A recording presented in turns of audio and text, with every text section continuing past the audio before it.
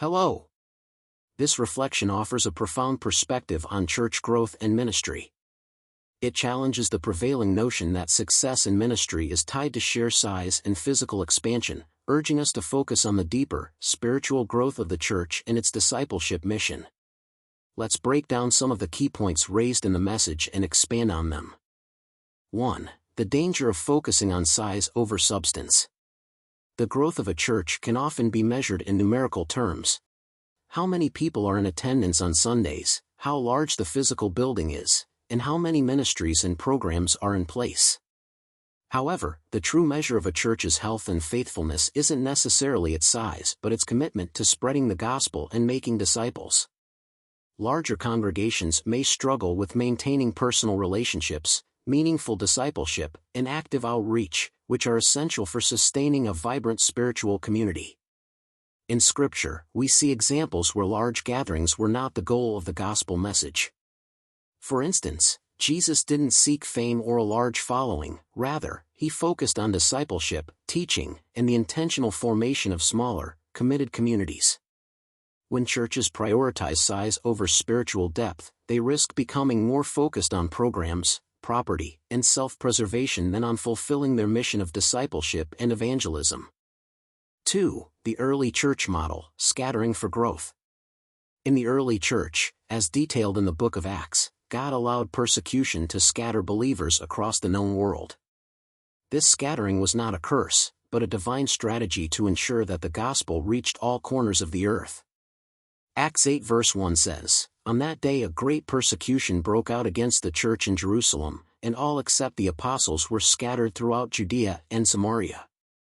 This scattering forced the church to leave its comfort zones and spread the message of Jesus beyond its immediate circle.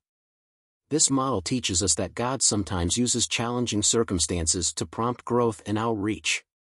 When the church is divided or faces adversity, rather than seeing it as a setback, we should view it as an opportunity for expansion, both spiritually and geographically. New communities of faith can emerge as branches from the main trunk, each spreading the gospel in its own unique context. Dividing into multiple congregations or church plants doesn't diminish the church's impact but expands its reach. 3. Church planting as a healthy alternative to physical expansion. When a church experiences growth, it can be tempting to try to build a larger facility, with the belief that more space will accommodate the increasing number of people. However, this can often be a temporary solution. As a congregation grows, it becomes more difficult to maintain close relationships, personalized discipleship, and an authentic sense of community. Larger churches may face the danger of becoming impersonal and less effective in outreach.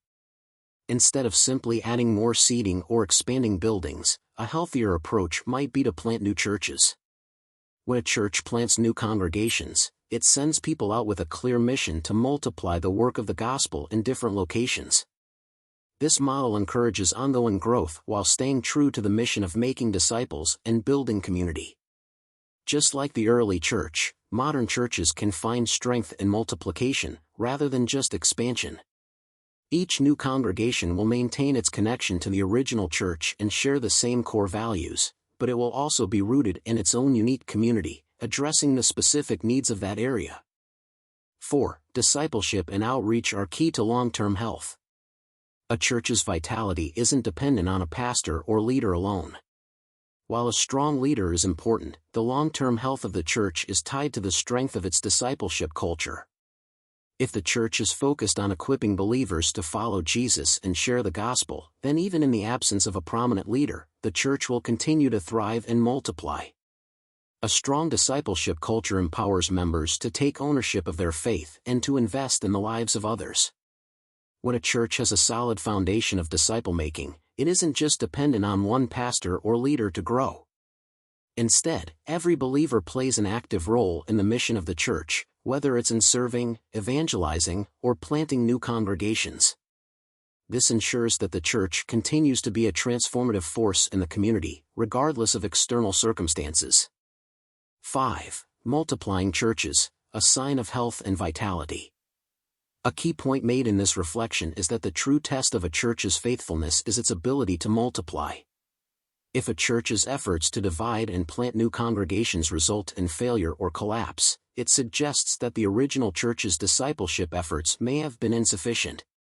Healthy churches should produce healthy, self-sustaining communities of faith that can continue the work of the gospel independently. Church multiplication requires a mindset of sending, rather than hoarding. It means empowering others to lead, equipping them with biblical teaching and pastoral care, and giving them the freedom to go and start something new. A church that multiplies is one that has truly grasped the command to go and make disciples of all nations. Matthew 28 verses 19 to 20. 6. Building communities of faith. A strong church is built on community, not just attendance. When churches focus on building strong relationships, fostering genuine accountability, and providing opportunities for spiritual growth, they create an environment where believers can thrive. Communities of faith are not just places to hear a sermon, they are places where people are discipled, where they serve others, and where they are equipped to share the gospel. In smaller, multiplying churches, it's often easier to maintain the sense of community and mission. These new congregations can remain closely connected to the original church while having the flexibility to adapt to the specific needs of their local context. Building strong, relational communities of faith in every new congregation will ensure that the message of the gospel continues to be shared and lived out in powerful ways. Conclusion: the heart of the gospel. At the end of the day, the true mission of the church is not to build bigger buildings or fill more seats. It is to make disciples and to share the good news of Jesus Christ with the world. Churches that focus on spiritual multiplication, on planting new churches, making disciples, and staying true to the gospel are the ones that will thrive and endure. As we look to the future of the church, we must ask ourselves, are we building monuments, or are we building communities? Are we growing for the sake of size, or are we growing for the sake of the gospel?